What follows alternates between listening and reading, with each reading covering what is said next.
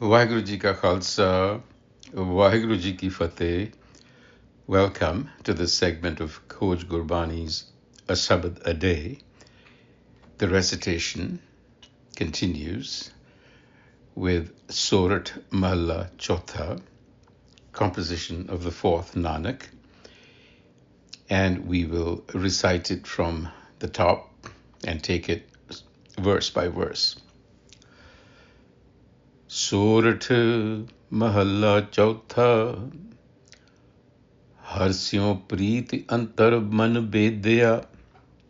Har Siau Preet Antar man bedya. Vinna. So, my being,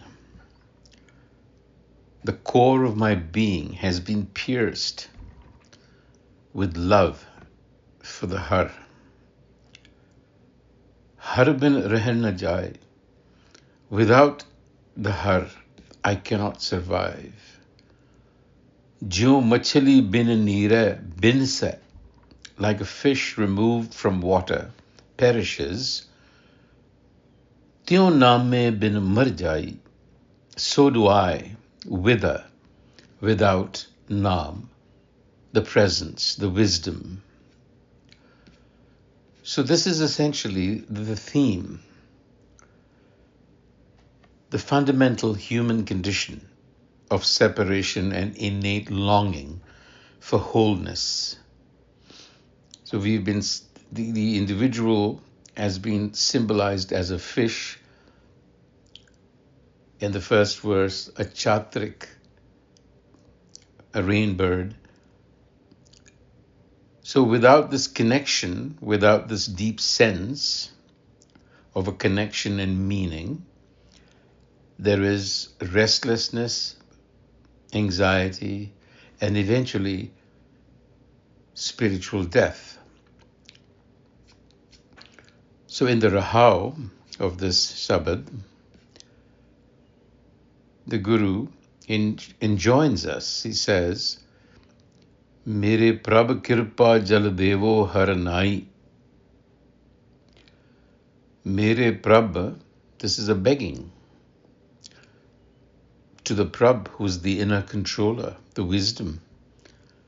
Grant me the water of grace. Devo Har Nai. Jal Devo, water symbolizing wisdom. How antar naam manga din rati. Within, I beg for this naam day and night. Naam mein hi santapai, because the peace, the sense of wholesomeness that I seek is possible only when I find connection with that presence.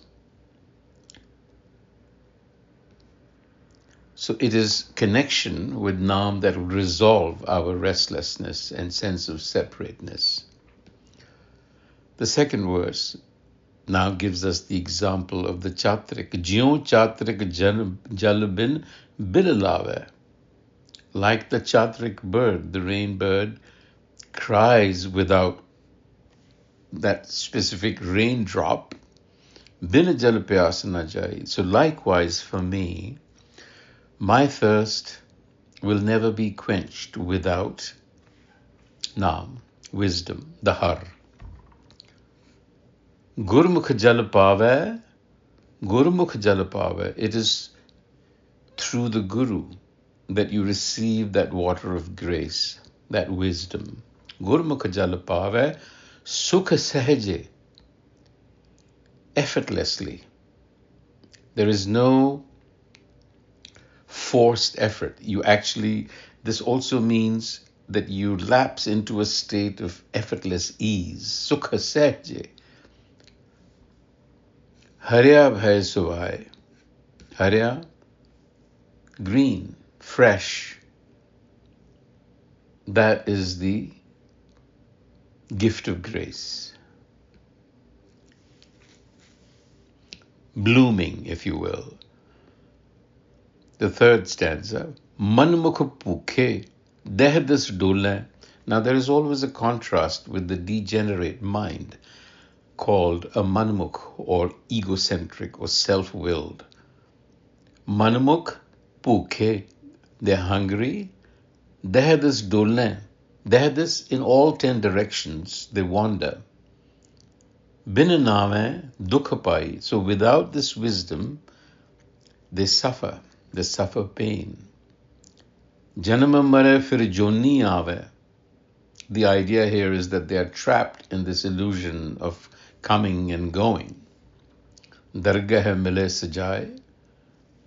This world, in fact, becomes a prison and a punishment for them because they don't see it the way they should, as a playground of the divine. And to play that game, you see, you're self-driven, you remain directionless, restless. Kripa kare ta har gun gavo, har ras antar pai. Kripa kare ta har gun gavo. Again, this path opens only by divine grace. When grace descends,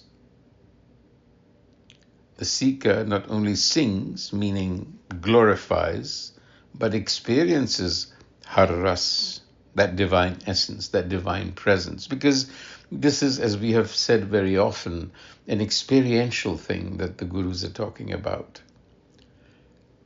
Nanak deen dayal bhay trishna shabad bujhai.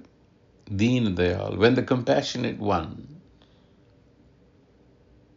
shows its grace through the word, then sabad-a-bujhai, sabad, the word, the wisdom of the word. So we are talking about longing and the need for grace, which is crucial. And then the contrast between a gurmukh and a manmukh stresses the importance of aligning oneself with the wisdom of the Guru. Guided by this wisdom, you effortlessly work with the self.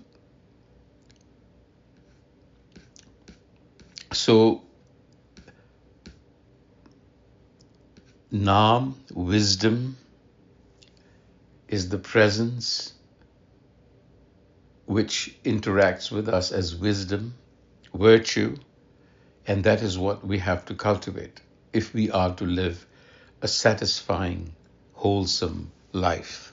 Vaheguru Ji ka Khalsa, Vaheguru Ji ki Fateh.